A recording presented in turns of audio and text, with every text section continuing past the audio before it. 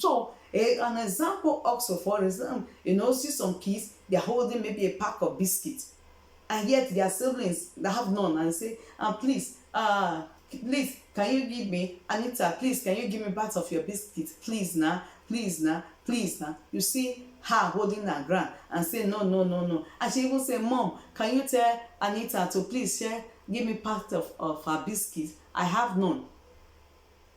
And Anita is standing her ground and saying, no, I'm not going to share. And I immediately rebuke that child and say, this is your sibling, this is your brother or sister, give her part of that biscuit.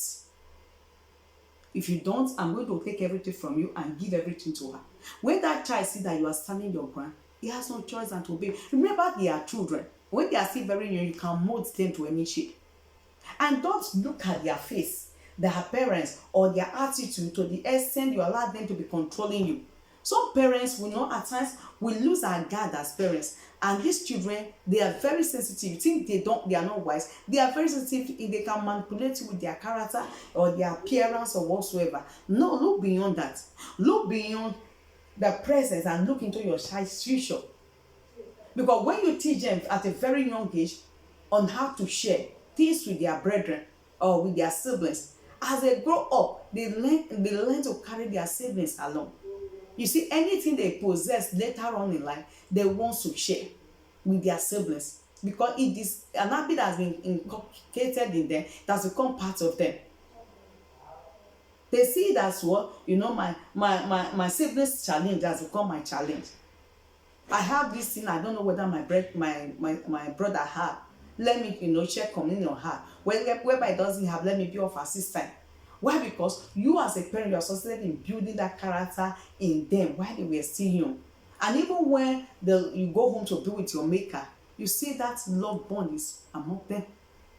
Unlike some situations today, you see maybe a brother living a wedding, a great life, comfortable life, and yet the siblings, they are struggling. And you ask, why can't you be of assistance to your brother? And say, no, that's not my business.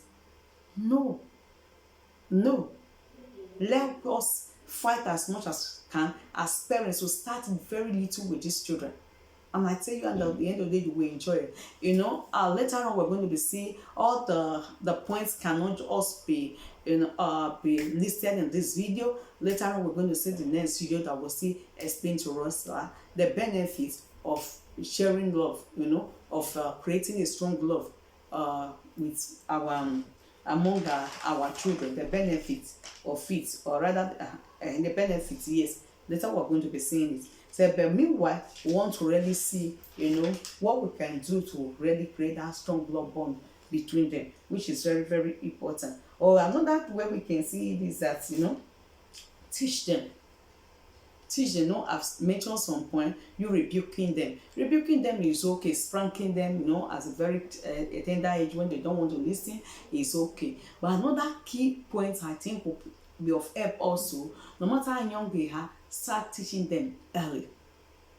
Teaching them what? The importance of being united with your brother or sister. Make them to know God was not making a mistake when He allowed them to come through the same womb, or rather through the same loins of their father. If not, they would have come from different, womb or different family. Now that they are from different, the same father and the same mother, that there's to be something that they share in common. You call for dinner, for example, you want to serve dinner, maybe as a mom, and you call Janet, John, Kate, Daniel, your food is ready. Can you all come to the table? And after calling their name, you see on the table, right on the table, it's only Daniel that is on the table. You see, just serve the food ahead, and you say, okay, Daniel, where are your siblings? He said they're in the room. Didn't they hear me calling them? Say, yes, mom, but they don't want to answer. I will answer. Now just go ahead and say, well, that is their business. I will just serve it. That's whether they eat or not. No. Yes, you will rebuke them when they eventually come around later for them not answering your call. But then before you go ahead to serve Daniel his food, tell Daniel, send him back and say, go and call your siblings. Tell them that mom wants them on the table. Know what you were doing is that you are trying to inculcate in Daniel and the rest of them that they should always do things in unity. One should not go aside the other one. Only Daniel should not be on the table eating while the rest, they are not there. You see, as they grow up, it becomes part of them. Have you not seen some people at times? You see, they are siblings and yet they are so much attached to one another. Why? It didn't just happen because the parents, they worked hard to see that this love was built in them, even from small.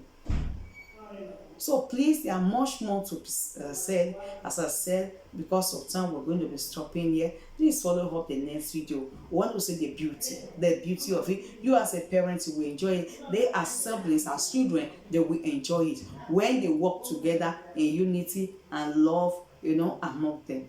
And also, finally, before I leave you, let's see how this went. Pray for them.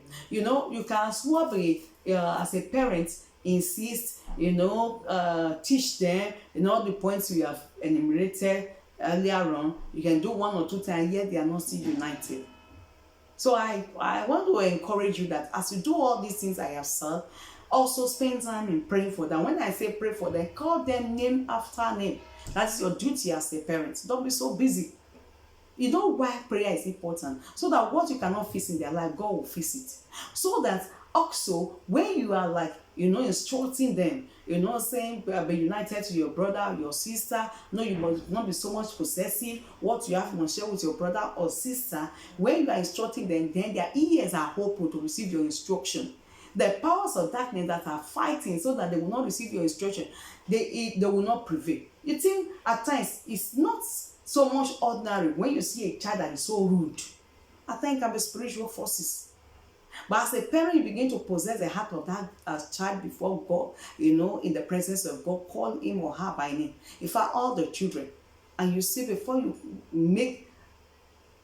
open your mouth to give an instruction, they respond immediately. And you see them doing excellently well. God fixing them for you. So please, dear parent, prayers also, they are important. Because on our own, the truth remains that we cannot actually instruct these children perfectly rightly well on our own. Then the Bible says, train up a child the way we grow. When he's old, he will not depart. So it starts from when they are small. Train up a child. Say child, this is an adult. Training is a continuous process that when they are old, they will not depart. So if you succeed as a parent, inculcating love with that child, out of caring, out of sharing with others, togetherness with the sibling, you see it become part of them. And even it doesn't even stop with them later on, even with their friends. So as I said, time. So we got to respect time. So please follow us up the next video. Till I come across your way again, remain blessed. I remain your host, Reverend Dorothy Abiyiwa Awodeyi. Please share, and please pray for us. Bye for now.